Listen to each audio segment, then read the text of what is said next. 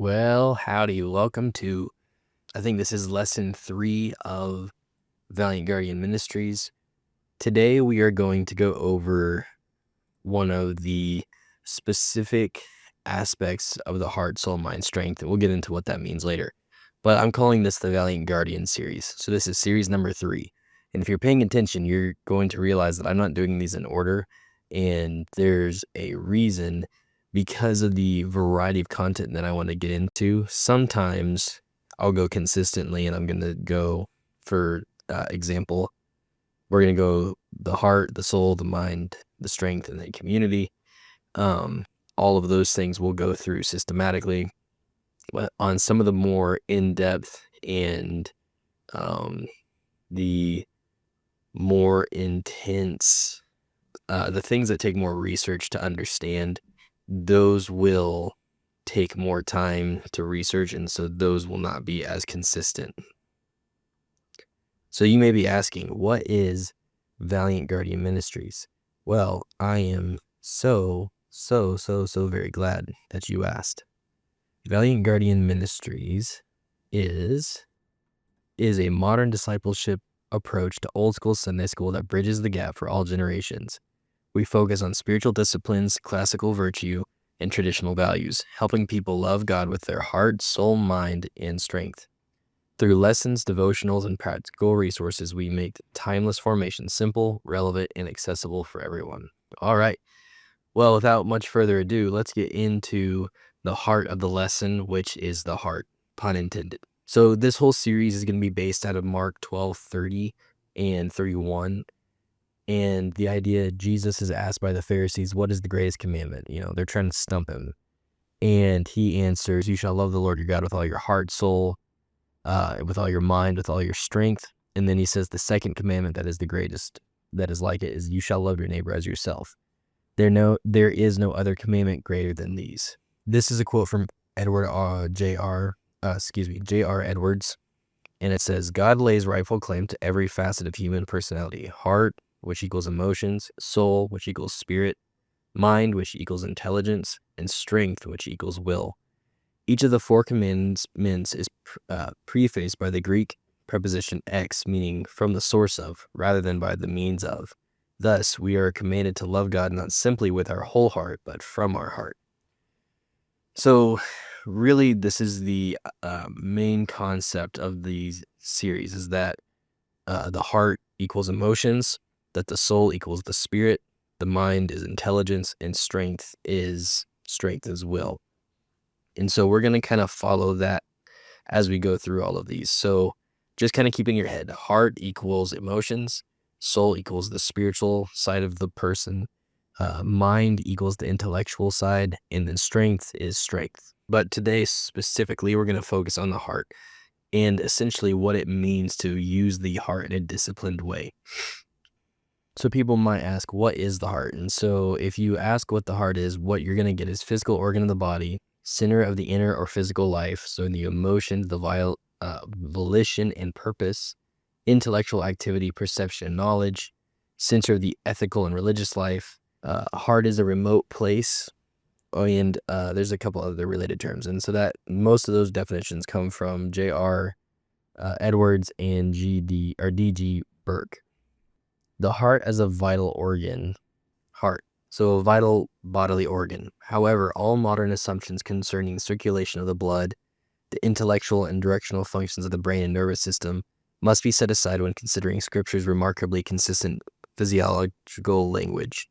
And that's by W.A. Elwell and B.J. Beatsall.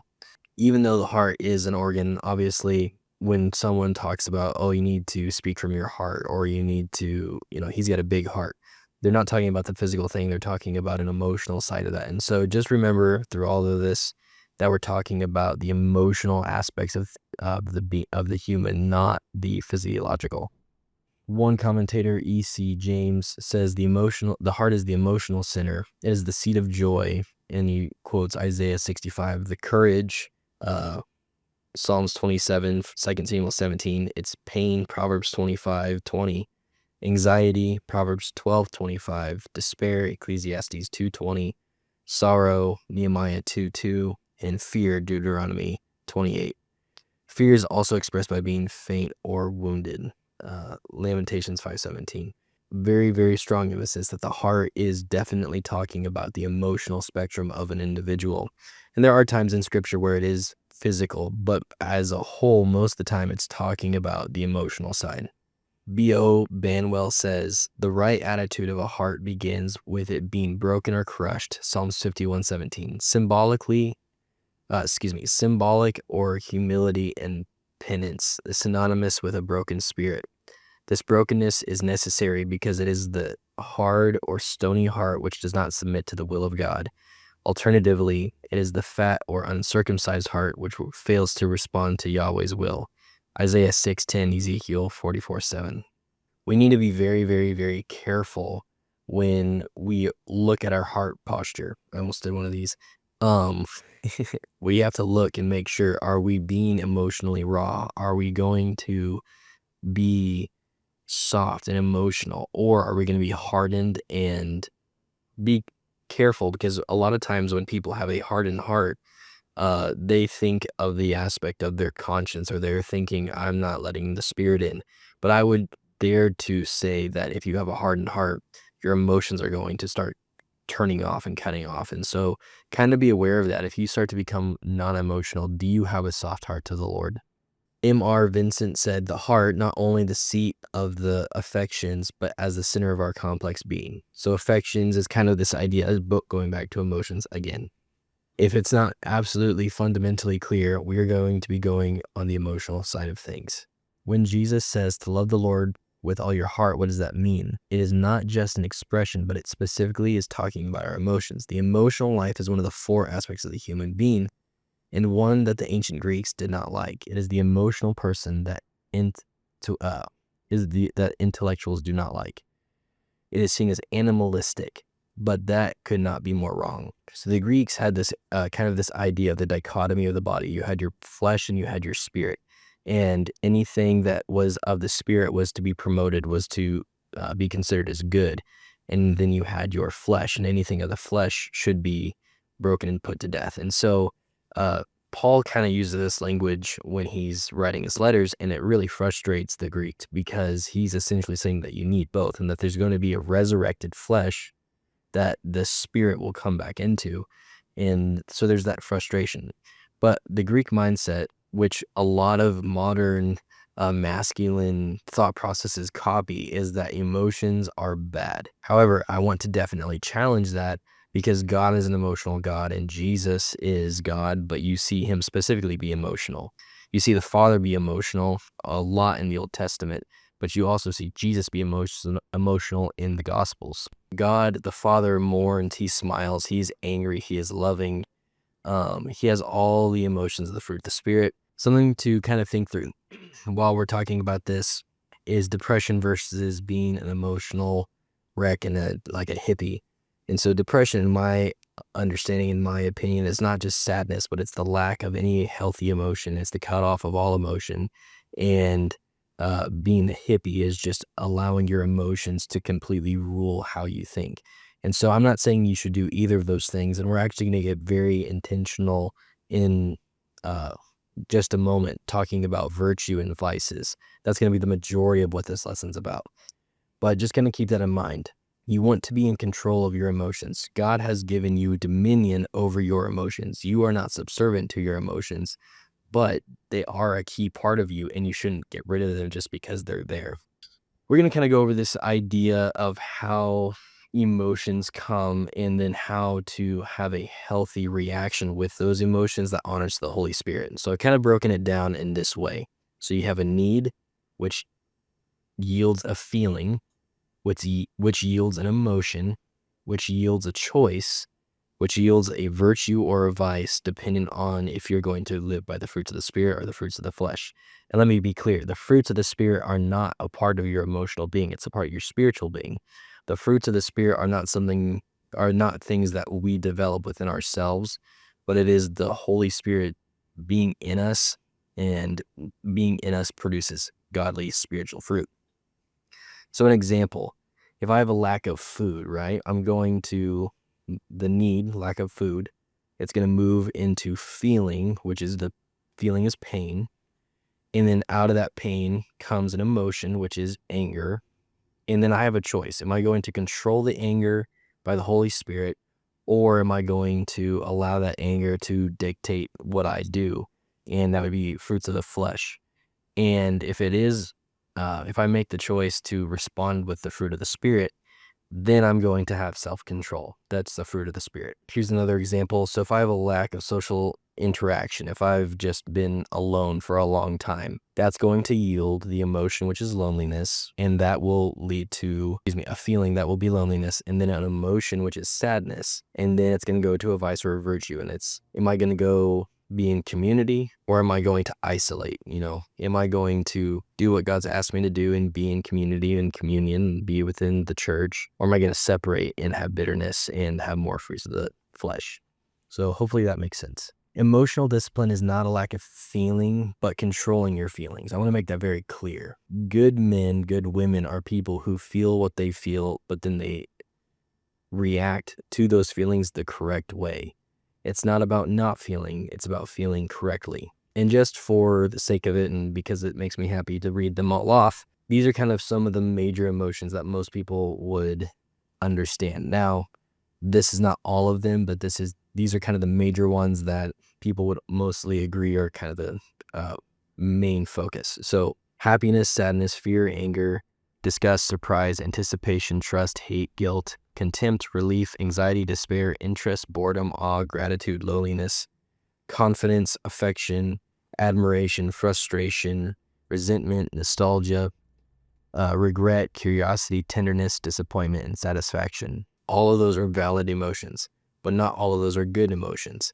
Some of those emotions, like disgust, can be, I would say all of these have a good side and a bad side to them. So anger can be used in a good way when it leads to zeal, but when anger leads to, murderous thoughts, obviously that's bad. Despair, probably one of those emotions that leans more towards darkness or negativity. But when you despair, there's only really two options. You despair more or you start to hope. And so it's kind of that zero sum of where you're feeling. And if you're in that situation, it can cause you to see God in a better way. But some of them that are more obvious is gratitude or happiness. Those are kind of the more positive ones. But all of them, I think, can be used either way. You just have to be careful to react with the emotion the correct way and not the incorrect way. When we have an emotion, we want to feel that emotion, but we also don't want to just sit in the emotion. We want it to lead us to where we need to go. And so the emotions are going to be signals of our needs. And I think what's really helpful is looking at the Maslow's hierarchy of needs. So essentially it's physiological, safety, love and belonging, esteem, self-actualization, self-transcendence is added later. And then there's a couple other needs, the spiritual, moral, and then community governance needs. So all of these are valid needs. If you're hungry, you're going to, which is physiological, you're going to have an emotion because you're hungry. Most people these days say hangry. If you're not safe, if you don't feel an abundance of safety, you're going to fear. It's an emotion. If you don't feel like you belong with anyone, you're going to feel lonely. It's an emotion. If you feel like a loser, you're going to start to move towards despair, which that's esteem, and so on and so on. So there's a quote, it's a summarization kind of what Aristotle says, but emotions under disciplines become virtues. Emotional discipline is not a lack of feeling, but controlling your feelings. The majority of this lesson, again, is going to be the explanation of emotions and then the virtues that come with reacting the right way to those emotions, and then the vices of not doing them correctly. Some of these have a little bit of a similar nuance to each other, but there is a difference. And as I explain it, hopefully that becomes clear. And then some of these, what we're taking is the Catholic and the Greek virtues, classical virtues. So classic and Catholic, and I've merged them into one list, and then I've added a couple others as I've been researching. And so some of these words are in Greek or Latin, I believe. And because of that, their translations don't have a very smooth translation. And so some of these may have a little bit of a different wording to try to help convey the meaning that was originally intended. But it will be a little bit of a different speech. So just kind of keep that in mind. So number 1, responding to fear. There's a deficiency. So when you have a virtue is in the middle. You have a deficiency, which is not having not having enough of the right thing. And then you have a excess, which is too much of something. So the first one is responding to fear. So the deficiency is cowardice. So cowardice is completely succumbing to fear, and this causes a inaction or fleeing, and it removes one from the situation. So an example would be a building is on fire, and you hear screams, and you run away. You just keep going. You don't stop. You don't help. You don't call 911. It's just complete cowardice. You see the intensity of the situation and the fear, and you just book it. And then you have the excess, which that excess is recklessness. Recklessness is completely throwing caution to the wind, and it's not acknowledging fear, and it's super dangerous. And so let's go back to the fire example. If you hear screaming, you run over and you see the fire, and recklessness means that you run straight forward through the door that's a burning building, and you get burned and die. It's no tact. It's this whole ridiculousness of being so fearless. And I think you see this a lot in young men. I'm the same way. It was incredible how when I turned 26, I believe, where the frontal lobe fully developed, and all of a sudden I realized, oh, there's a good reason to be to consider things before doing them. Also, sorry, I missed this. When we talk about cowardice, there's a good verse in Revelations 21:8. It says, "But as for the cowards and unbelievers and detestable persons and murderers and sexually immoral people and sorcerers and idolaters and all liars, their share is like the lake that burns with fire and sulfur, which is the second death. God does not look kindly on cowards."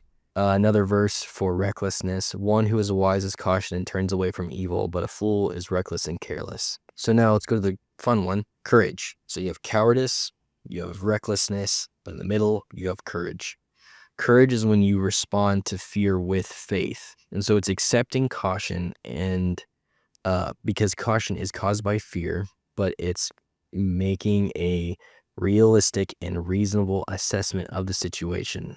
An example: a fire is burning in a building, you hear screams, but you decide you're going to call the fire department, and you're going to start trying to look around and see if you can safely help people without putting yourself or others in harm's way. Something I heard is you don't want to be the hero and then end up having to making more work for the people who are equipped to help the situation. So courage is kind of thinking through everything. David wasn't reckless. When he saw Goliath, he didn't just charge him with a staff. When he saw Goliath, he thought through the situation.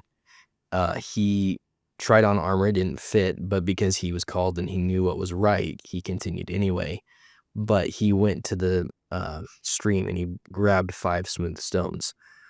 He's still being cautious. He's still thinking through what the reality would take for him to defeat Goliath, but he's not allowing cowardice to cause him to run away and not do the fight like the entire Israel army. But he's also not being reckless and just being a fool. All right, number 2. So responsive tone. Some of these are going to be great and obvious virtues, where other of them will be more subtlety. But all of these, I think, go into having emotional health. And just to be clear, I'm going to go through every single one of these today, but then eventually we're going to do an entire series that's just on each of these virtues and expanding them. So this is just a quick run through. If you're interested, let me know which ones you find most interesting, and maybe we'll do those first. So the deficiency, bluntness is deficiency is bluntness, excess is dishonesty, and the virtue is honesty. When you're potentially having a discussion with someone, for example, and they have food in their teeth, the bluntness is without care, without emotion, just saying, you have food in your teeth, that looks gross. It's not incorrect, but you're probably going to embarrass the person, and depending on the situation, if there's many people around, it may be more embarrassing for that person. Bluntness is when people have a lack of tone. People tell the truth with zero tact and care for the other person. Proverbs 15:1 kind of shows the difference of this. It says, a soft answer turns away wrath, but a harsh word stirs up anger. The excess is dishonesty. So bluntness is like strict, I'm going to tell the truth no matter what, and I don't care if it hurts people's feelings, and I'm not going to try to do anything different. The excess is dishonesty, where you're so intentional about being nice and having the right tone that you don't speak the truth in the correct way. And so an example, someone has food in their teeth and you don't say anything. You don't want to be the cause of them being embarrassed. And so you're just going to allow the situation to continue to play out. Obviously, this is not high stakes, but it does kind of show the big picture. And the verse for dishonesty, you shall not testify against your neighbor with a false witness. It's one of the commandments. For honesty, this is someone who speaks the truth, but in a way that is gentle and respectful. Someone has food in their teeth, you subtly let them know and make it as least embarrassing as possible. And again, this is a small stakes thing. And some people like me, if someone was like, oh, you have food in your teeth, I'm probably going to smile and then take care of it, and it's not going to bother me. But other people aren't like that. And for people who maybe are more susceptible to being embarrassed, if they have the food in their teeth, just, put your hand up to the side and whisper, hey, you have food in your teeth. And then they can, oh, okay. And they can take care of it. It may still embarrass them, but at least you did the right thing and you did it to the best of your ability to not be embarrassing for other people. When it is important, a lot of times in our culture, we have people who want to be lied to. They want to be affirmed in their deception. And so being honest is super important, because even though they may be obviously wrong, we don't want to harm them with the truth and with the words. We want to be gentle with the words. Again, 1 Peter 3:15 says, but set apart Christ as Lord in your hearts, always ready to make a defense to anyone who asks for why you believe what you believe, but do so with hope. Just be careful. Just be kind. You can be gentle. That's the fruit of the Spirit. You can be kind. It's the fruit of the Spirit.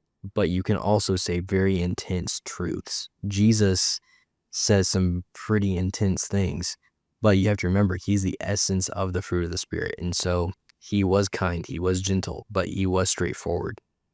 So again, that's the whole point of these virtues, is learning how to be in the middle of that. This is number 3, responding to giving up your own resources. Kind of the overall situation, you see people are both in pain or both in suffering, and you have the ability to help them. And so deficiency would be self-neglect. This is when you're in a situation, let's say where you're in the desert.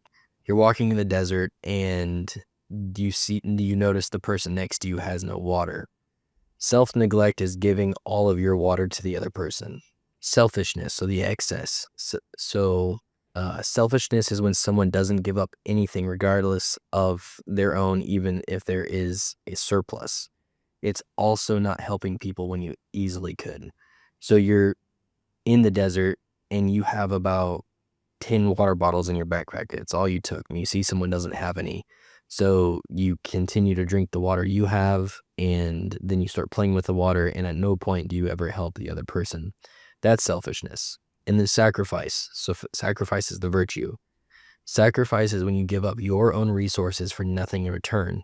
Also, it can be personal, such as time or energy.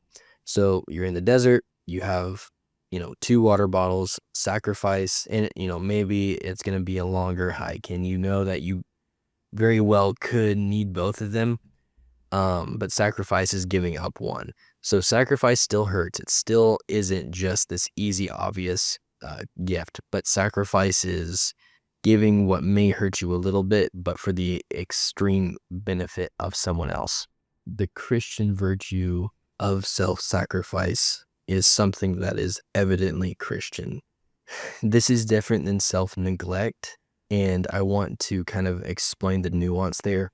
When Christ died for us, he was sacrificing himself for everyone, but it was the only way. There's only one reality of how it happens.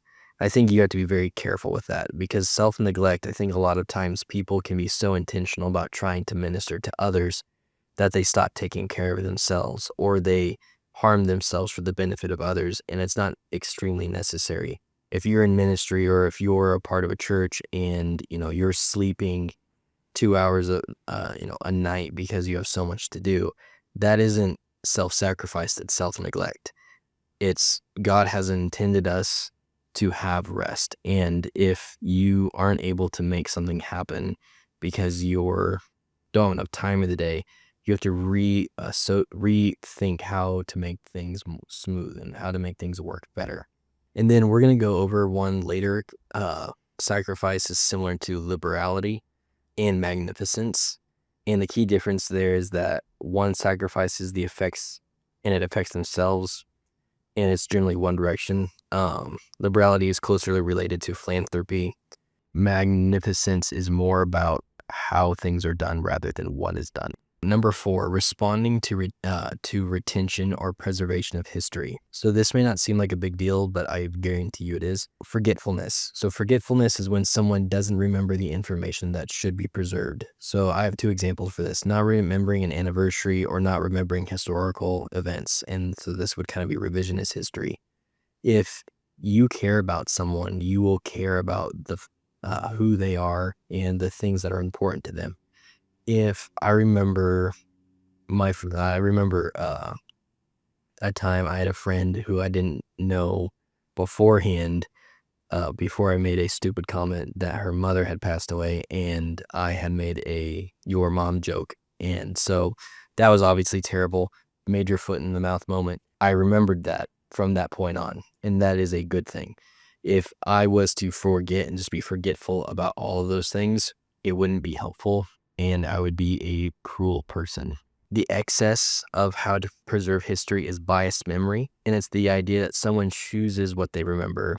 This is choosing to remember what benefits oneself. So you remember an anniversary because you will get something out of it. So I only give things to my significant other, because if I give it to them, then they will return that favor for me. Again, another example is revisionist history.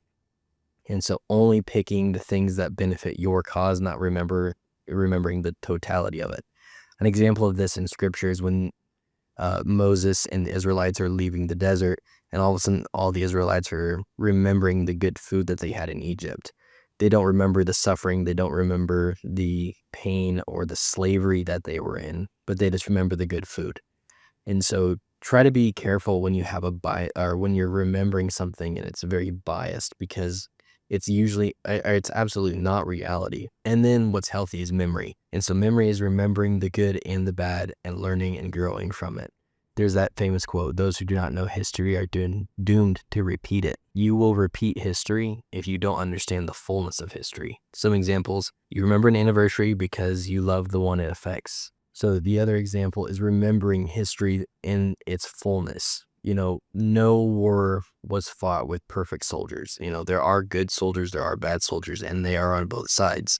Now, there are obviously evils that good soldiers go to fight against, but that doesn't mean that all the soldiers are good. I mean, you can look at Jesus and his ministry. He had 11 great disciples and one really bad one. You have to remember those kind of things. You can't just romanticize the past and say that one side was completely good or one side was completely bad. There's more nuance to that. It's not a simple thing, and you have to look into those details and remember those details. Number 5, responding to personal greatness and achievement. This is not necessarily responding to when other people notice your achievement, but it's how to set your own achievement. And so the deficiency is aimless. Aimless is when someone does nothing in life and they desire to do nothing. There's nothing attempting to be achieved. There's not an achievement being pursued. And so these are your 35-year-old dudes who live in their mom's basement and have no ambition, who are not trying to do anything. They play video games, they play board games, they don't do anything worth anything. Now, I'm not saying it's bad to be supported by your family, but there's definitely a difference in kind of a legacy type. I guess look at your legacy. Is your legacy from the support you're getting for you to be selfish and to not do anything of consequence, or is the support you're getting for your legacy so that you can bless other people? Are you a curse and a burden, or are you a blessing? The excess is overambition. Overambition is the attempt to achieve a vision of greatness and achievement that is not based on reality. So an example, someone attempting to get a position in their work they're not qualified for, or let's say you go to the gym. Overambition is, January 1st. It's the first day of the year. You're going to work out. It's your New Year's resolution. And you go to the gym and you decide, I'm going to do every machine and I'm going to max out on every machine. So, you go to the leg press or whatever, and you put 1,000 pounds on and, you weigh $125. Like, that's overambition. It's just not going to happen. And then idealism. Idealism is when someone has a vision to achieve and it's realistic. You may, let's go back to the January 1st example of wanting to work out. A ideal, reasonable goal is I'm going to go to the gym, 4 times, 5 times a week, whatever it may be. And I'm going to ask a trainer how to get better. And then, let's say my goal is that I want to be able to lift, 300 pounds, and then talk to the trainer. Okay, this is how long it will take to get to 300 pounds.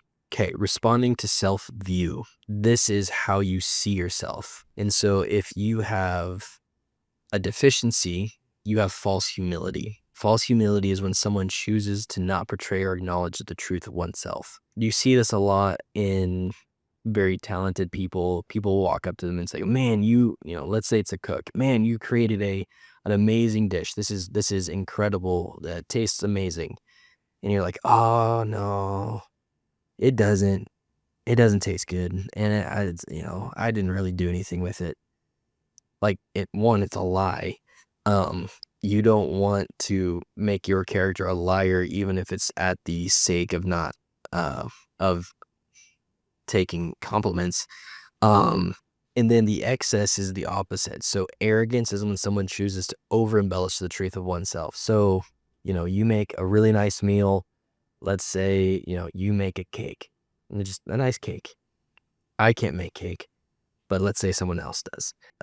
Give the cake to someone and they're like, oh, this cake's really good. And you're like, yeah, it was so much work. And, this is the best cake you'll ever eat in your life. And it's because I made it, because I'm the best chef. It's just ridiculousness. Unless, you're Gordon Ramsay, you're not the best chef. And then humility. Humility is when someone acknowledges the truth, whether it may or may not be flattering. If I make a cake, or someone else who actually knows how to bake makes a cake, and they say, here's the cake, and someone says, oh man, this is really good. And just saying, yeah, I appreciate that. I thought it tasted really good too, last time I made it. What you're doing there is you're accepting the truth of the situation, and you're not over embellishing it, and you're not making it about you. You're just making it about the reality. Humility is understanding the reality of who you are. And in the grand scheme of things, when you're a Christian, you should be humble. That is the essence of what Christians should be. It's the essence of what Christ is in his relationship to the Father. But in our humility, it's understanding cosmically where we stand in the truth of that reality. It's not God, and then Jesus, and then us. It's God, Jesus, and then all the way down here, if that even compares. And that is where we are. Because of that, because that is the truth, we should react and honor the Lord because of that. C.S. Lewis talks about humility is not thinking poorly of yourself, but it's thinking less about yourself. And this kind of idea is, I'm not going to think and concern myself about who I am, but I'm going to focus solely on the truth of every situation. And so if in the situation I did a good job, I can accept that. If I didn't do a good job, I can accept that. But I'm not going to, crap on myself, because that's humility. So just understand that. Number 7, responding and honoring nominals. And so nominals essentially meaning people who are not of any significance. And so in our culture, we like to find famous people. The opposite of famous people would be nominals. The vice of deficiency here would be disrespect. You're doing your daily thing and you see someone doing a job that is not necessarily the best job. Maybe this is someone at a drive-thru, or maybe this is a janitor, and you're just disrespectful. You treat them like a lesser human being. That is disrespect, and that is not acceptable. It can switch, and it's this idea of idolization. So you have disrespect here, idolization here, and people that are not necessarily credited with how that are necessarily worthy of honor, and there are people worthy of honor, but you honor those people who are not worthy of that honor. You treat people with more honor than they deserve.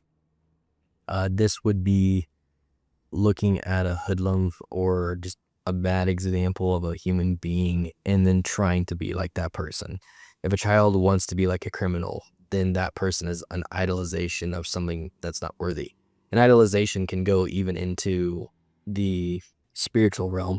If we idolize any sort of supernatural being that is not God, then that's idolization, because that being does not deserve that. And then the final one is respect. Respect is when you treat something with the honor that is deserved, a nominal with the honor that is deserved. And so taking the time to love people, even though it may not be someone that deserves it. When I go through a drive-through, it is my goal to be kind to that person that's on the other side of the cashier, the cashier. No one likes doing those jobs. It's not fun. They know it's not this esteemed thing, but for whatever reason, that's the best that they can do. And just because that's the best they can do in that specific situation doesn't mean that they're not loved and valued by the Lord. And as Christians, we should reflect the love and value of those people. So we will respect them. Responding to being told what to do. So there are times where you're going to be under the dominion of someone else. All human beings are under the dominion of God. Families are under the dominion of a father. Workers are under the dominion of the owner, and so on and so on. Essentially, no matter where you're at, you will be under, even with God, you will be under God. You'll be under his dominion, and he's going to tell you what to do. The deficiency in that situation is disobedience. A superior gives you an order and you blatantly and without reason do not follow the order. So you're working at a store, let's say you're working at like a retail store, and someone comes up to you and says, "Hey, I need you to stock this shelf." And you just straight up don't do it. You raise your chin and kind of buck up and go to war with your superior. That's disobedience. That doesn't honor God. It specifically even says in the New Testament, slaves, obey your masters, which we would kind of say is like the ultimate intensity of dominion. And most people in this culture, in our even time, would say that it's insanely wrong to be a slave. But even in that relationship, because it's the order that has been set, God says that we must obey the one under whom we have dominion under. And obey is the virtue, but we'll get there in a second. The excess is blind obedience. And so a superior tells you to murder someone. Like you're at a grocery store and your superior's like, "Hey, I need you to take out this guy." Never go back to the grocery store and go report it to the police. But the deficiency would be blind obedience. And so no matter what someone tells you to do, just because they're in charge, you do it. That's not what is a virtue. And shows like Yellowstone kind of reward this idea of blind obedience, and like, this is, I'm in charge, and so you can either get on board with that and do what I say, or there's going to be major consequences. That's not healthy.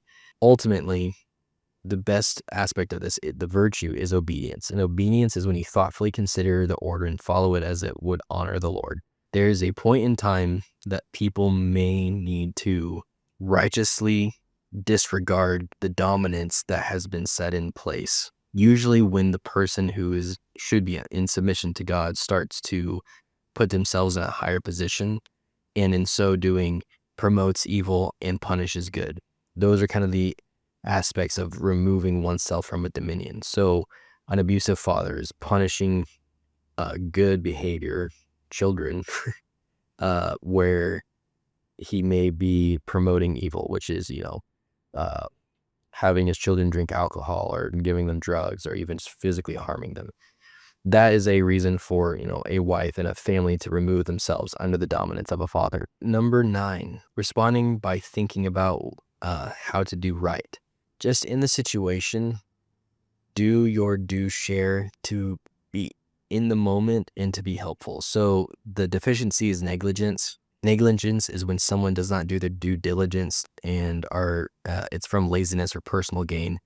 So an example, you order food, from like Grubhub or Uber Eats or whatever, and the delivery person doesn't bring silverware. And now, for whatever reason, that delivery person, most likely out of laziness or forgetfulness or another vice, chooses not to take account of what is necessary for the meal. So those things are negligence. The opposite of that is cunning. So cunning is using intelligence for selfish gain. An example is premeditating a plan to make someone look bad for your own benefit. A coworker highlighting a shortcoming to a boss. And so there's the right thing to do. You're working at this, retail store, and you see, someone spill something, and but it's in your coworker's section, but instead of cleaning it up or going and helping or even going and telling the coworker what happened, you go straight to the boss and you show the boss that the coworker has been negligent in his work. And that may or not be true. Maybe the guy was going to get a mop or, whatever. But that is cunning. The virtue here is prudent. So prudence is adequately thinking of the best of one's ability to do what is right to honor God. And so kind of going back to that first thing, if you're being prudent, you're going to observe the situation and say, how can I make sure that this is done to completion? God is a God who creates complete things, and he doesn't just let things fall apart. He makes sure, if even you look at creation, he sees Adam and Eve, and Adam is not yet complete. And then God says it's not good for him to be alone. And so then he adds something to make him complete. Be intentional about making your job completed. So if you go back to the original example, you're a Grubhub worker, you get the order, make sure you have the drink, make sure the order's right, make sure you have the silverware, just things like that. But that's being prudent. So prudent is similar to being shrewd, which is another virtue that we're going to talk about. Prudent is about determining the right solution for the right reason. Shrewdness is about determining if something suggested is right. And we'll get into the nuance of that in a second. Number 10, responding to the consequences of actions. So the deficiency is inequity. So that is when someone does not attempt to put a right consequence in an unrightful action. So an insurance company does not pay for the loss of is an inequity. So if I have a brand new truck and someone else hits me, it's not my fault, and the insurance company says, hey, we're just not going to pay for it, that's inequity. Opposite of that is mercilessness. So mercilessness is when an unright consequence to a right action. So a judge brings the full extent of the law on a less than straightforward case. Someone is a drunk driver, it's their first offense, they're 21, it was their birthday, and it was the first time they ever drank, and they go to the judge, and the judge says, I'm giving you, 10 years, which is the max sentence, and no possibility of probation, and so on and so on. That's mercilessness. That's not understanding the heart of it. But the heart of all of this is justice. And justice is when the right consequence is applied to the right action. A serial killer receiving the death penalty, that is justice. Justice is when there's an action that is done that creates a consequence, but then outside force makes sure that consequence does not go without being righted. If there is a wrong, then it's righted. If there is a deficit, then more is added to make it equal. Okay, number 11, Responding to how much one feels pleasure. The deficiency would be abasement, and it's when one denies pleasure for themselves. An example would be someone eating or deny eating good food for the fear of growing fat. So like an anorexic type of situation, or even people removing themselves from getting to enjoy like a chocolate cookie. Just things like that. Obviously there's times and seasons to remove yourself from what is good and pleasurable. Paul talks about how he chooses to remove himself from what would be enjoyable in 1 Corinthians, but it's all intentional. You can fast, and that's not abasement. That's an intentionality, removing from yourself what is pleasurable for a time. But Paul even says, like in the confines of marriage, he says, do not remove this unless for an agreed upon time so that you can come back together. Now the opposite of abasement, intemperance or gluttony. So intemperance is when one doesn't deny any pleasure. And so it's not about, oh, I can't have any cookies. It's, I'm going to have all of the cookies. You go to the store, you buy a pack of Oreos, where most people eat, 3 or 4 at a time. You eat the entire pack. That's gluttony. Now, the virtue here is temperance, and it's accepting an appropriate amount of pleasure. So an example is someone eating a piece of cake at a birthday party. You're not eating the entire cake, you're eating a piece of cake. It is okay to partake in the pleasures that God has created for us to enjoy, but you have to do so in the right way. Too little is a bummer. Too much is a bummer. You have to find that middle ground, and that's the entire aspect of virtues. Again, temperance is similar to self-control. Temperance governs pleasure, and self-control governs passions, and we're going to kind of get into that in a second. Number 12, responding in a worthy manner. The deficiency would be flattery, and flattery is when you allow tradition or status to cause an abundance of pleasantry. So an example, a celebrity walks into the room and the owner gives them their food for free. You're not really doing it because it's blessing the other person. You're essentially saying, you've blessed me so much that I owe you this. Excess is being rude. So an example is telling a crying child to shut up. Imagine this little kid's just being obnoxious. It's in the store. He didn't get the cereal he wanted, and he's just crying. And you just, shut up, kid. That kid's going to be terrified. But it's not a worthy manner. That's not how Jesus would react. And then the virtue is courtesy. So being courteous is extending proper etiquette and pleasantries to anyone. An example is arriving on time for a dinner party. Now, courtesy is similar to respect. The difference is that it's how you show honor versus acting honoring. So respect is acting honoring people. Courtesy is responding with proper etiquette. So one's more about honor and one's more about courtesy. Number 13, responding to disagreement. So the deficiency would be a pushover. So an example, a man doesn't correct his wife who is obviously wrong. So, the wife says, oh, the sky is, green. And unless it's, crazy tornado season in Oklahoma, that's not going to be the case. When you're in those situations, a pushover is essentially the aspect of passivity. It's not good. A pushover mentally does not push their own opinion when someone else has an opposing one, regardless of if it's correct. You don't want to be passive in telling truth. And so there's a difference between someone says, the best fast food French fries are McDonald's. And, they really like McDonald's. They're wearing a McDonald's t-shirt. They work there.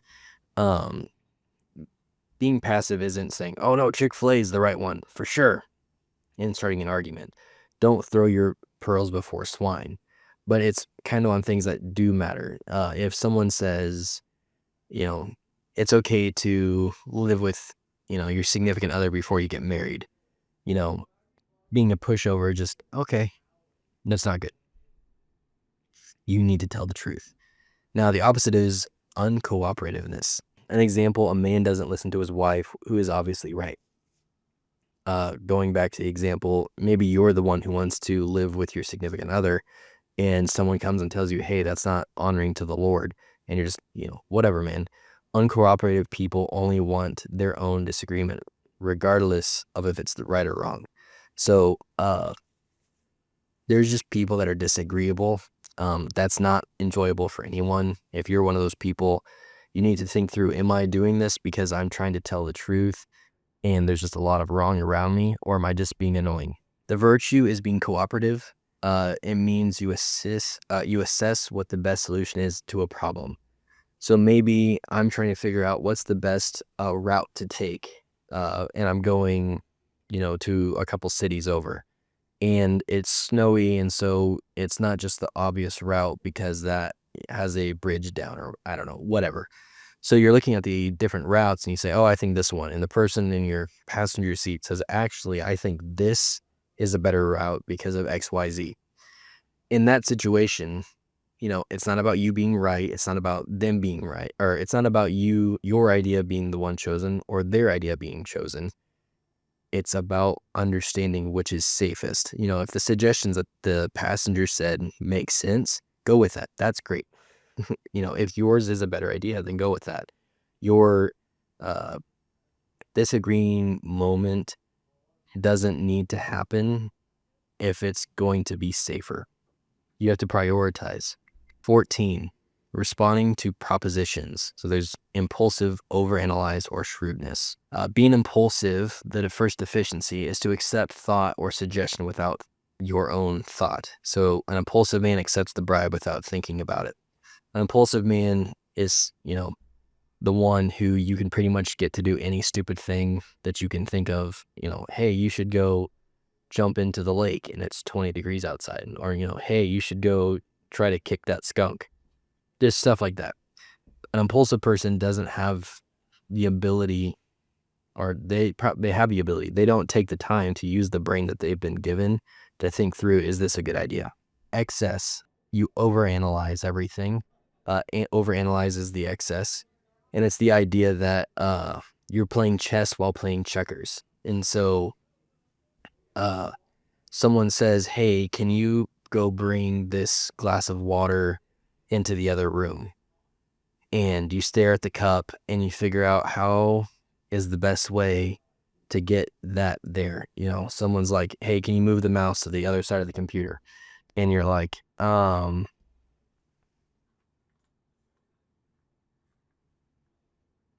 it's just not efficiency. And obviously that's a silly example. And there is going to be times that are so much greater. But most situations, it's better to act and try to be in the moment after making a few assessments of what will work rather than trying to find the perfect solution before you try. The virtue, which is shrewdness. Some people may think, oh, shrewd isn't necessarily a good quality. Jesus specifically says to be as shrewd as serpents. So there's that. Being shrewd means being able to understand a situation quickly, not accepting bad because it seems good. It is not being paralyzed by overthinking. It is about making smart decisions in a timely manner. The shrewd manager, for example, was able to get a price down after realizing the product was damaged. So it's about taking advantage of what you should take advantage of. If you're in the moment, you're aware, you're capable, you're smart, you're going to be able to figure out how to do the best thing as quickly as possible. Number 15, responding to changes. I know this is from a movie, but I can't remember which one, but change can make you change, and that can be a good thing. So the deficiency is laxity, and laxity is when someone's willing to do whatever, whenever.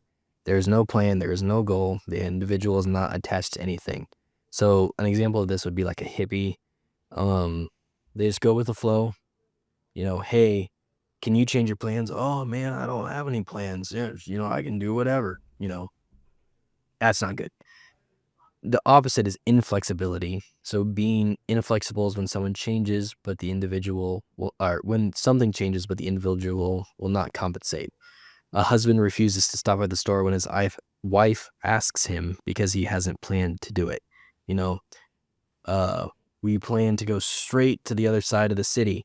And, halfway there, oh, can we stop by the gas station? I want to get a Coke. I don't know.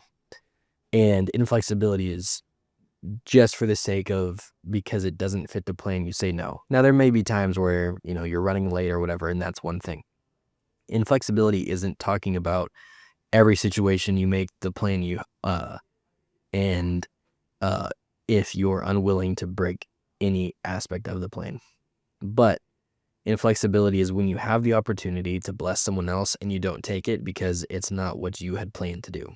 The virtue is adjustability. So being adjustable is when someone is willing to change their plans for a reasonable cause.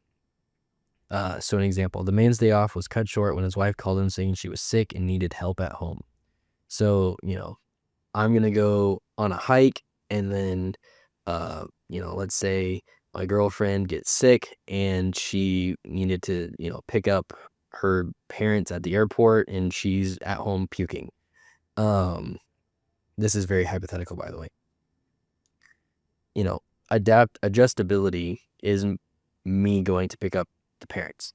It's not a bad thing to change your plan. It just needs to be a good reason to do it.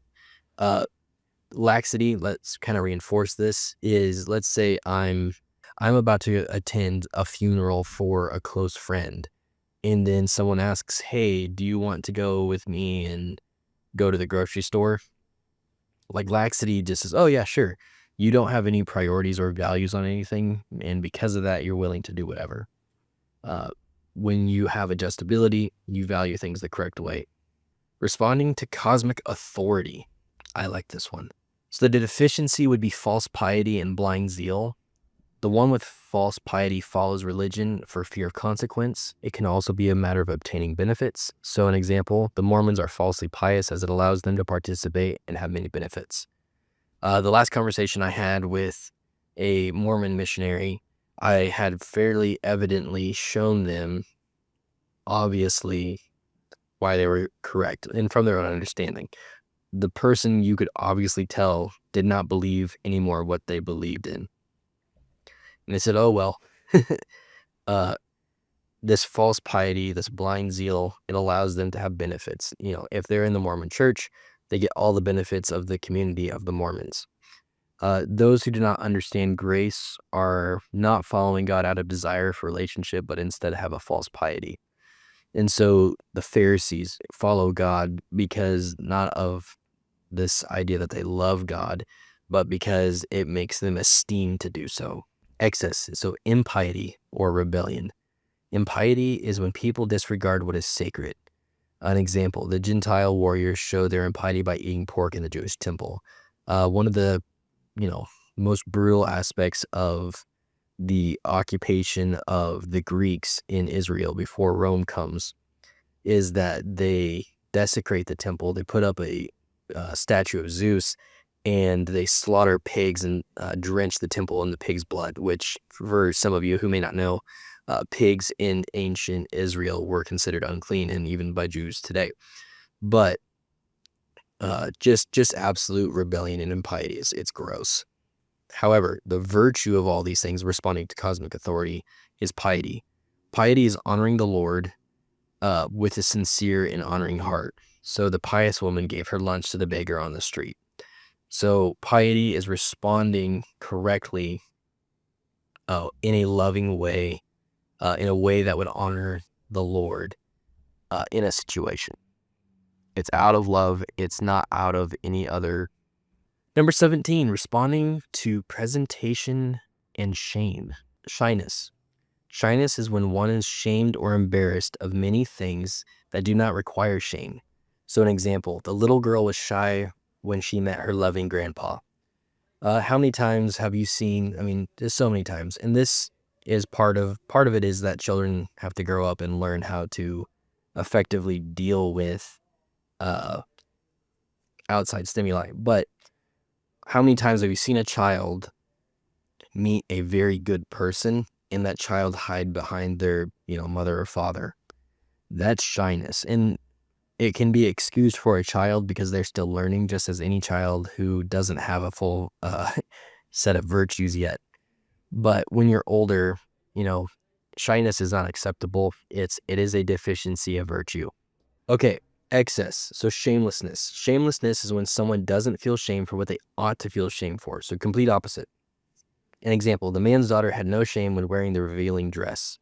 There are certain times when you should look at yourself and feel ashamed. And if you do not feel shame, that's bad. Modesty is when people feel embarrassment or shame, but they do it because the situation requires that.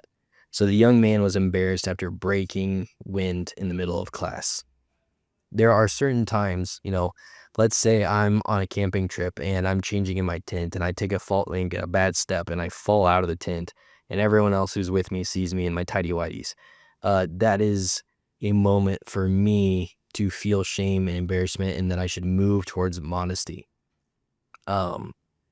You need to be in a situation that you remove yourself from having to feel embarrassed or ashamed.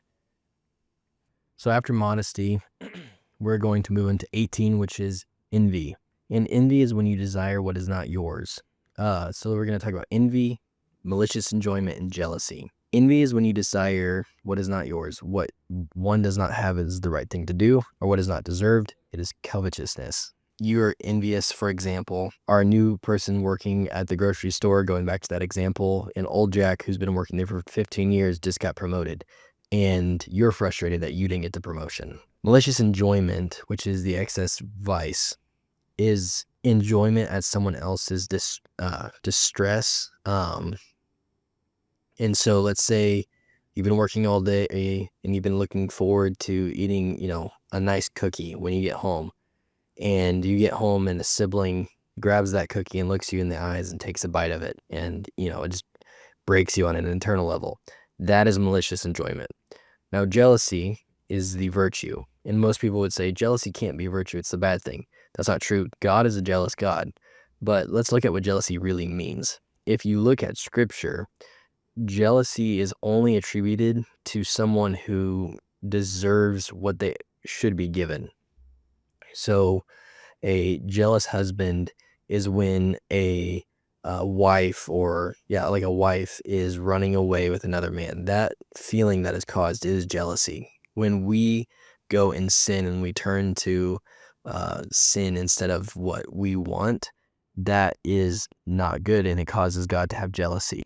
19, responding externally to speaking the truth. So there's understatements, boastfulness, and honesty. An understatement is when one who knows the truth does not put it in the fullness of its reality.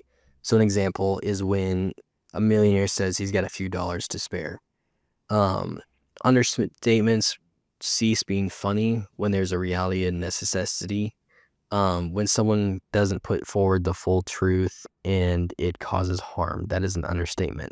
Boastfulness is when an individual speaks the truth in a braggadocious way or taunting way, often admonishing the truth by adding what is not true.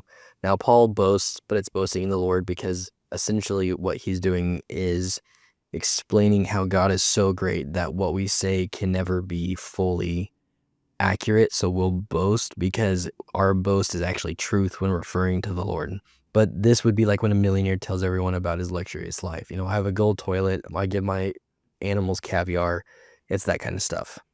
Like if I have a dog and I give my dog caviar. That's the luxury. That's boastfulness. It's not helpful. Then honesty is when you put something and bring the full truth to the situation. So an example is when a child tells his father he hit the bully to protect his brother. The child knows that he's probably going to be in trouble for hitting someone, but he knows that if he protected his brother, it's probably going to be for the greater good. Being able to disclose the good and the bad is what brings together honesty. It's the fullness of what happened in the situation. The next one is responding to humor or others' company, number 20. And the deficiency is boorishness, the excess is buffoonery, and the virtue is wittiness. So boorishness is when there's absolutely no energy or captivation with one's conversation. It's complete lack of fun. Fun is a good thing. God made fun. Boorishness is when you remove any type of pleasure or enjoyment from something. So, I always think of the old professors who they do their class and they have no emotion and they really don't care about what they're saying. That's boorishness. Now, the opposite of boorishness is buffoonery. And so imagine a funeral, very somber place, a place of very specific emotion.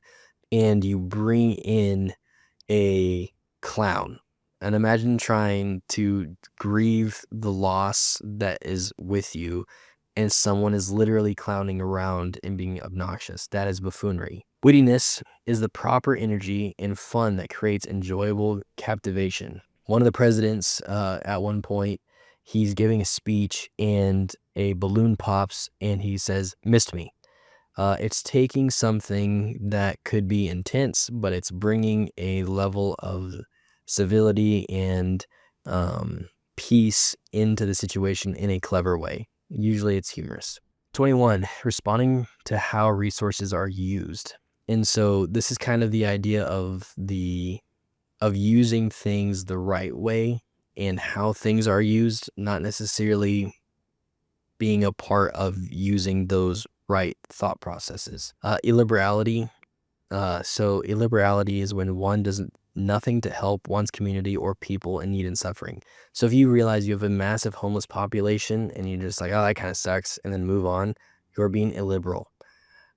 Excess is prodigality. So prodigality is helping people, or creating a fulfillment to something that is not truly in need. So an example of this would be sending LGBTQ literature to foreign countries. They don't need that. It's not beneficial. It's an evil thing. So us trying to virtue signal by doing those things is evil as well. Now, the virtue here is liberal. It is not bad to be liberal. I would say for the conservative audience watching, just so that it's absolutely clear, it is bad to be progressive. It is not bad to be liberal. When you're liberal, according to this definition, it's using one's resources to help a cause that will meet community and suffering people's needs. Ultimately, we are supposed to bring the kingdom of heaven to earth, and we're supposed to, now it won't be perfect, but we're going to do the best that we can. We should be a blessing to people. We should create systems that bless people. That should be our goal. The liberal party of the liberal party of our democracy, even though in my opinion it's more prodigality at this point, their intention is to create systems that help people. And I think regardless of if you agree or disagree, what you can see in someone who is identified as liberal is that they do care for people in some capacity. Conservative, on the other hand, they want to conserve what has been in the past, and that's not a bad thing because what they are conserving is traditional values. I think people have to move away from liberal versus conservative because both of those things are virtues and both of those things are biblical. What people need to focus on is traditional versus progressive. Progressive is wicked, traditional is godly. Where liberality is talking about the systems of how to meet people's need, we're going to talk about how much people do to help others. And so the deficiency is pettiness. So pettiness is when you're asked to give to a greater cause and you don't, not because you can't, but because you won't. Imagine someone drives up to you and says, "Hey, would you be willing to give money to save a child?" And then all of a sudden, in the backseat of the car, you see someone holding a gun over a child. You're going to do everything you can to pay enough money to save that child. Pettiness would be, "No, I'm good," and let nature take its course. Vulgarity is spending too much money in bad taste. So it's not spending the money on a bad investment. And so it's not necessarily foolishness. Like if you're trying to do something good and it's just a foolish investment, may need wisdom. You do need wisdom. But that's not vulgarity. Vulgarity is when you spend money in a way that is just always going to be unhelpful. It's buying, $100,000 in fireworks. By the next day, you just lost $100,000 if you blew them off all at once. Magnificence is bringing a large-scale investment in gift. So an example would be paying to buy a new building for a church. It's putting money into a system that has already been created in a state of blessing. So Jesus and the Father have blessed us, and so it's our job to bless others. And by blessing others, we show magnificence. Okay, I'm going to try to word this carefully because if I don't, I'm probably going to get canceled. Responding to destiny. God has a calling and a purpose for every single person. Some of them are great and mighty and obvious. Other ones are more nuanced and more specific. How we respond to that is what we're talking about. The word here is pusillanimity, and the nicer version of this is wuss, if you abbreviate it. So our common tongue, I'm just going to say the P word because I don't like the word. I think it's vulgar. That comes from this. So the idea of being weak and passive and not capable to do what one is called to do. So imagine a great cause, and if you step up, you're going to make a great impact, but you're too weak or you're unwilling to do it. That is pusillanimity. Excess is vanity.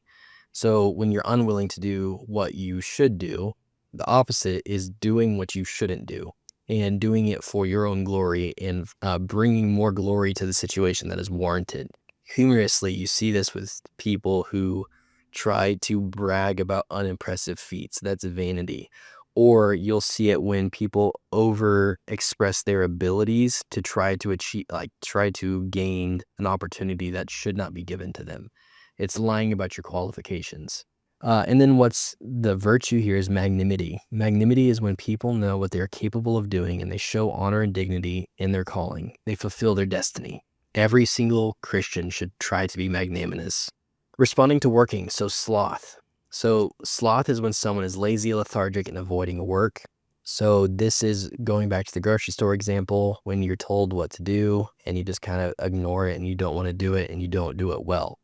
Remember, we all work for the Lord, and you don't want to be a loser in front of the Lord. The opposite is workaholism. Workaholism is when someone has working as the only thing in life. The means of work become the end. And it's when you have other things that you should prioritize, but your work becomes the main prioritization. Let me explain that there's never a time where your family or your ministry or anything else should be hindered by your work. I would say it's your priority is your family, your ministry, and your work. God being not the obvious top. Your work should not keep you from doing what God has called you to do or from the places God has called you to be. If you value work more than your family, that is workaholism. That's an issue.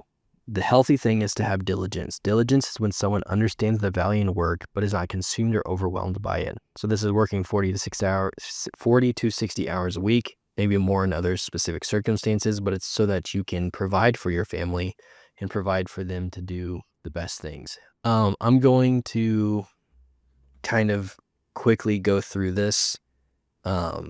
This is an aspects of virtues and vices, but this is not my area of expertise in any way. So responding to sex in life. So there's 3 ways you can deal with it. It's abstaining, lust, and chastity. Pastor Mark Driscoll has a awesome podcast that he does with his wife, Grace, and they go through all sorts of marriage content. You should check them out because they are married and I am not. So I'm not going to speak out of my ignorance. However, he does give this idea of gross, God, and good. And so abstaining is this idea of gross. And I'm not talking about abstaining in necessarily the Catholic sense for like their priests or whatever, but I would say that's a really good reason why I'm not Catholic, and I do disagree with that on a biblical level. However, abstaining is not waiting till marriage. Abstaining is not having sex once you're in marriage, or it's not getting married because you're not wanting to have sex. If that's the case, you probably have some sort of trauma. And I understand those are real things, but the Lord wants you to heal and he wants you to enjoy the things that he's created for you to enjoy. Lust is the excess. So this is when everything becomes sex. This is Freudian in nature. And it's the idea that you should be having sex and enjoying lust at every moment. This is pornography. This is fornication. This is every sexual sin that you see. It all leads from lust. And then chastity. Chastity is a chaste person is one who has sex within the confines of biblical marriage. So between a man and a woman when they're married. That is being chaste. It's enjoying sex and being consistent within it. 26, responding to presentation of physical self. So are you going to be undergroomed, ostentatious, or kempt? And the idea here is how you present yourselves to others. This does matter. If I'm going to try to spread the gospel and I'm gross and I'm smelly and I don't have my teeth and my hair's gross and it's super oily and my beard's completely unkempt and, I have a unibrow and all these things. That's being ungroomed. That's not godly. It is a vice.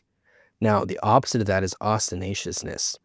And it's essentially being gaudy. You don't want to be gaudy. You don't want to have the pomp and frill in a way that's so distracting that people can't focus on what's being said or on what the main event is. It's the idea of you shouldn't wear a white dress to someone else's wedding. And then there's kempt, and I love this word. It's not K-E-P-T, it's K-E-M-P-T. And the idea is that when you're kempt, it's when you present yourselves in a modest and well-groomed way. It is culturally appropriate, but does not draw unnecessary attention. People are clean, well-trimmed, clean haircuts, etc. When you do this, you become professional and you become gentlemanly. And those things will automatically allow you to connect with people in a better way.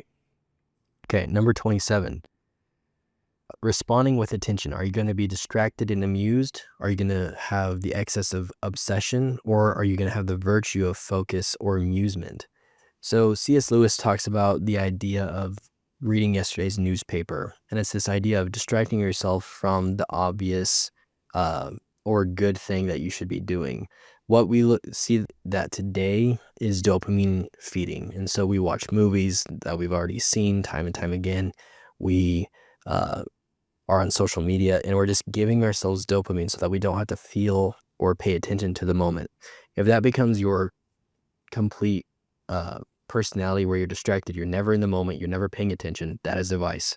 Obsession, on the other hand, so let me say this real quick. A person who is amused and distracted has a micro outlook, and they're not paying attention to the things that's in front of them.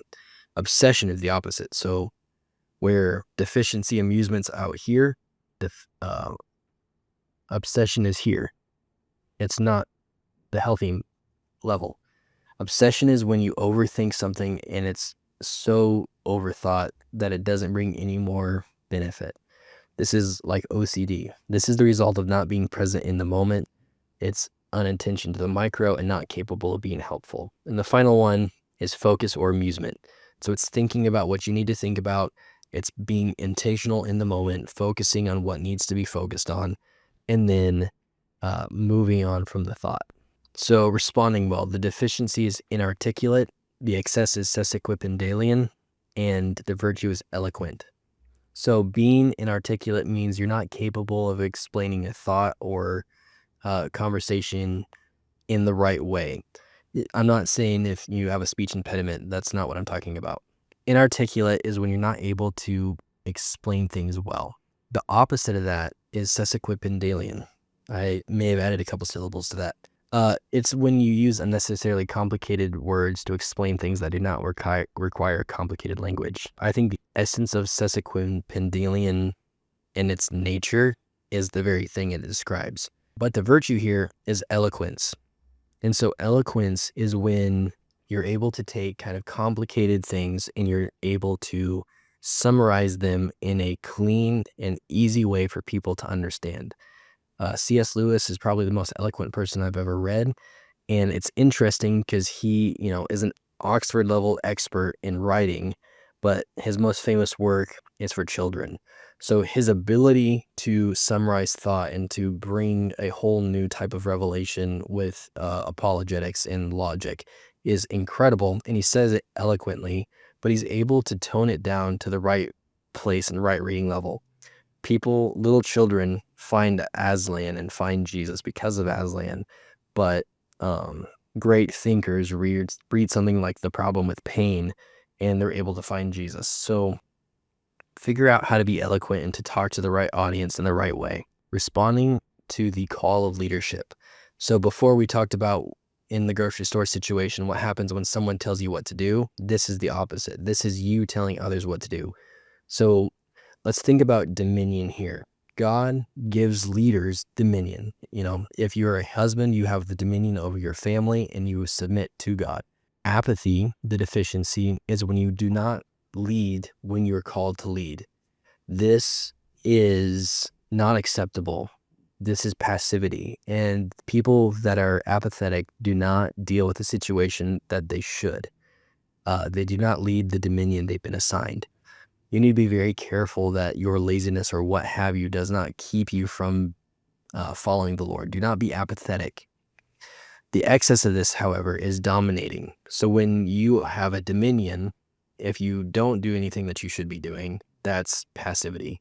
But if you're overbearing and being a jerk and being bossy, that's not helpful as well. People that are domineering are narcissistically fulfilling themselves rather than fulfilling the calling that God has on them. You have to be very careful that when God's called you to do something, that you do not start to praise the thing you're called rather than fulfilling what God has called you to do. God is the creator, and he has created something for us, but we don't and shouldn't worship the created thing. We should worship the creator. The best way to do that is to lead. So someone who leads, they blaze a trail through their dominion to allow other people that are following them to achieve their God-given causes. This means being strong when needed and being gentle at other times. One of my cousins, who's a pastor, he explained it this way. He said, there are leaders that are on the top in a pyramid style, and there's all the people below them, and they support this person on the top, and they push all these people down. And then there's circle leaders. So there's someone in the middle who's pushing people out to be able to do what they need to be doing. I think if we have the idea of a body, if the church is a body and each person is a different member of the body, we want to be leading in a way where we allow the hand to be a hand, we allow the head to be a head. We don't want to essentially push people into a specific role so that we get to enjoy the thing we're doing. Number 30, responding to following and obedience. So passive obedience, being passive, is when one does not follow the command with anything other than lip service. It's lazy, cowardly, and incapability. It's not doing what you should be doing. Excess is overbearing. So overbearing is when one is obedient to an unhealthy level. It's doing more than what is expected in a way that is not attractive or helpful. So, it's like, hey, I need you to stay close in case I need you to run and grab something for me. And then the person like walks up and touches the other person and, just on them. That's overbearing in the most extreme way. And then the virtue is active. When someone is active in obedience, they're doing everything in their power to follow after what the authority is wanting. It's doing the right thing in the right way. 31, responding to the future. The deficiency when looking into the future is to have depression. Essentially saying there is nothing good, there is nothing likely to happen, and I'm just going to wallow in the present. That's bad.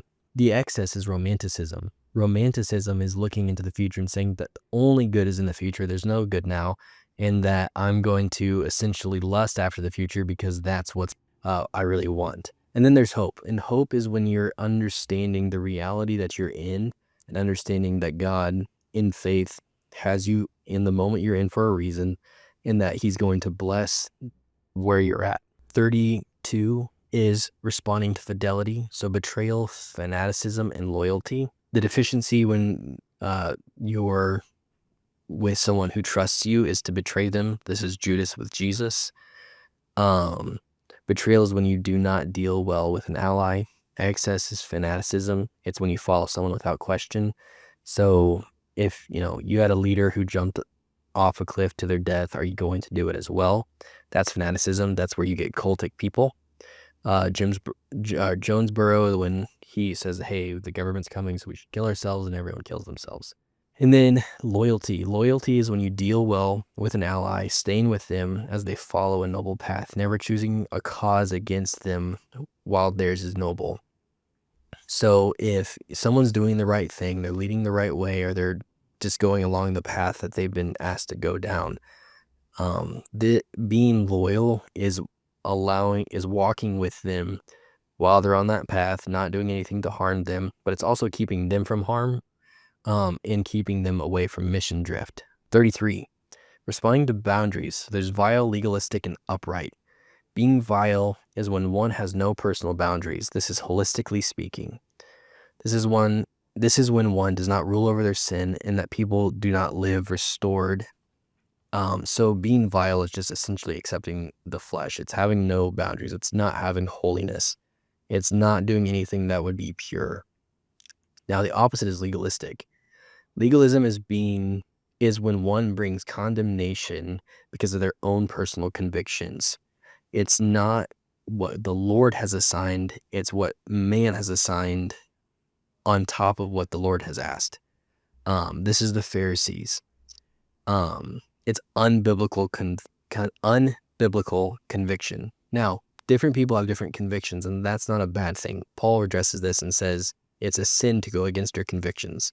What is wrong here, what's legalistic, is when you assign other people to follow your own convictions.